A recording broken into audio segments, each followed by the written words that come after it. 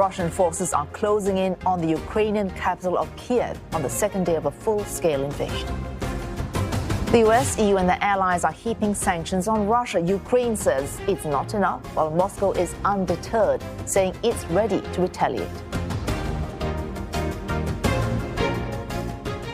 The crisis in Ukraine is raising fears of a refugee crisis. The United Nations believes around 100,000 Ukrainians have already been displaced, and it's warning that another 4 million people could be forced to flee if the situation continues to deteriorate. Neighbouring countries are already bracing for an influx of refugees. Thousands of Ukrainians have fled to Poland by train, carrying nothing but bare essentials. They were received with food and hot drinks. Poland shares a 500-kilometre border with Ukraine, and Warsaw says that it will take in as many refugees as there are at its border. It also plans to open 9 reception centres offering meals and medical care. Border authorities say close to 30,000 people had entered Poland from Ukraine. Long queues were also seen at the border with Romania. Cars waited to board ferries that would take them into Isakia. That's a town between Moldova and the Black Sea. Hungary, Slovakia and Moldova have also reported a steady stream of Ukrainians entering their borders. Humanitarian aid organization UNICEF says that it will strengthen capacity in these nations to help cope with the influx. In the meantime, the European Union says that it will hold a meeting this weekend to examine how best to handle the situation. Singapore's non-resident ambassador to Ukraine has repeated the call to Singaporeans in Ukraine to contact the Ministry of Foreign Affairs if they need help.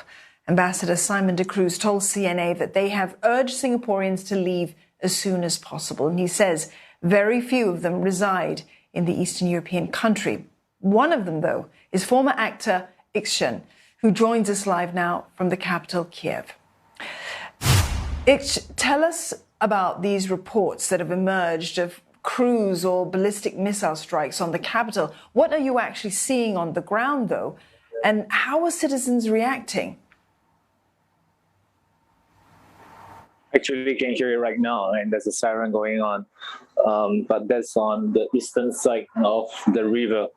From the bridge behind me, about an hour ago, there was some intensive fighting. But I think the forces have been repelled because I saw the wind. Okay, I'm sorry. I had to go back into the bunker and I had to cut this interview for now. And everyone is worried, but everyone is safe at the same time. And the Ukrainian forces are putting up a tough fight. And it's not just the Ukrainian forces. You have some of the common folks that are actually putting up this fight and taking down the Russians' spetsnaz on the streets. So let's see how everything goes. All right, I've got to cut this off right now. All right, stay safe, Mr. Shen. There was Mr. Shen, Singaporean in Ukraine right now. Of course, he had to take shelter because a siren had started during the interview. More on this conflict, Dr Samir Puri, he's Senior Fellow at the International Institute for Strategic Studies, joins us live. Dr Puri, he also served as a ceasefire monitor in East Ukraine. Dr Puri, as recently as December last year, your position was that Moscow had strategic utility, and I quote you there, in maintaining a low-intensity war in the Donbas region. What we're seeing the last 2 days, definitely no longer low intensity. What do you think changed in Moscow's calculus of strategic utility? Yeah, so the war in Ukraine started in 2014. That's the year I was there as a ceasefire monitor, actually around the time of the downing of MH17, the Malaysian airliner. And in the first year, the war was quite dynamic in the eastern part of the country.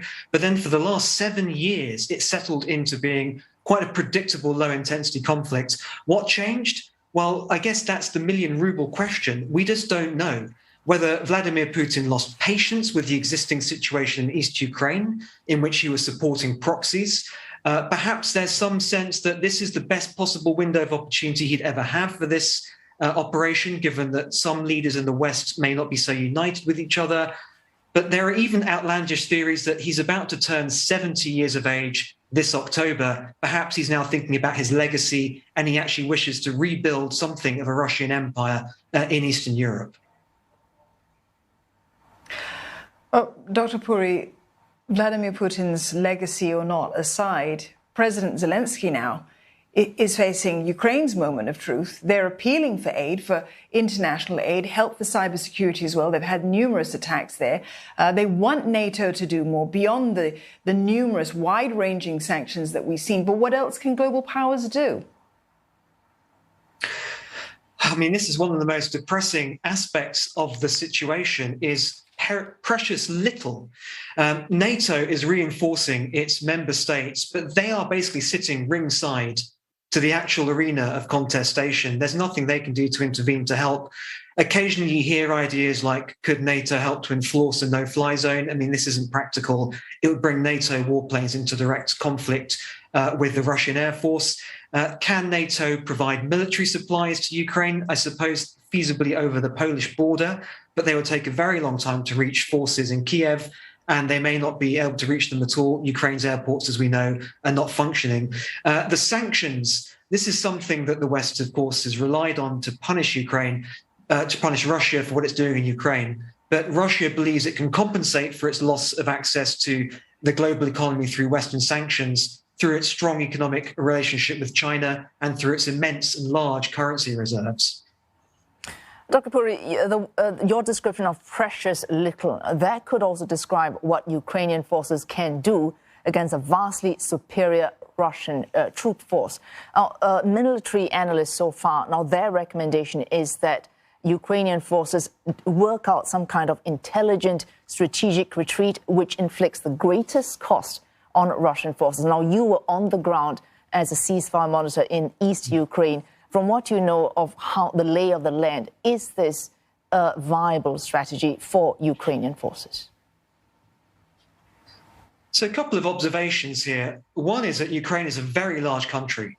If you just look at it east to west, it's an overnight train ride to get from Kyiv to the east, for example. It's also a very flat country. There are mountains in the southwest next to Romania, the Carpathian Mountains, but a lot of the territory is actually quite flat. And I think the other thing to say is that the Ukrainian armed forces are in a much more advanced position than they were in 2014 when they were first caught off guard with the start of the first incarnation of this conflict.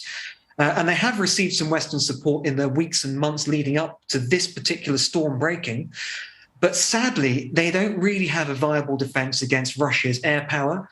And there's very little they can do against ballistic missiles, some of which Russia could launch from its own Russian territory. It doesn't have to move anything into Ukraine. Whether the Ukrainian armed forces now decide to make a stand in a sort of a rural area, whether they try to fight in cities, this is what we'll start to see. But we do know that Zelensky has called, and the Ministry of Defense in Ukraine has called for citizens even to throw Molotov cocktails at advancing Russian forces in Kyiv. I mean, the situation seems pretty desperate. And the one final point on this question, I think the Russian armed forces are going to try to make sure the Ukrainians can't unite. Whether there are pockets of Ukrainian forces scattered around this very large country, that might be easier for the Russians to then sort of force to capitulate eventually. Dr. Puri, there have been comparisons to Russia's actions with what happened back in 2008 with Georgia, also with Crimea, with the annexation there. Do you think, though, with all of the differences that there are, that we're going to see the same sort of result play out? Well, I mean, in some respects, those episodes are sort of milestones on the road to this really tragic outcome of a full-scale invasion. The Georgia war in 2008 geopolitically is very similar. Russia waged it to stop Georgia drifting to the west, to maybe join NATO. This is the same issue, but this time with Ukraine. And the Crimean annexation 2014, around the time I was there, was done more by stealth. Russia simply didn't admit to the fact that it was involved in many of the operations it was involved in 2014. This time, Russia's armed forces are more powerful. They've been modernized over the years, and Putin has no compunction whatsoever in using quite a thin justification pretext to move in this way. It's really hard to decipher how long the campaign will now last. That's really the uncertainty we have. The fact that within 2 days, Russian armed forces, as we know from a few hours ago, in the northern outskirts, at least, of Kyiv, that's very, very quick. And we will, I think, find out, of course, in the next few days whether this is something that will resolve itself quite quickly or whether this is going to turn into something of a war of attrition in which isolated pockets of Ukrainian resistance carry on and possibly even urban conflict as well. Dr. Puri, we thank you for your thoughts. Dr. Samir Puri, the Senior Fellow at the International Institute for Strategic Studies.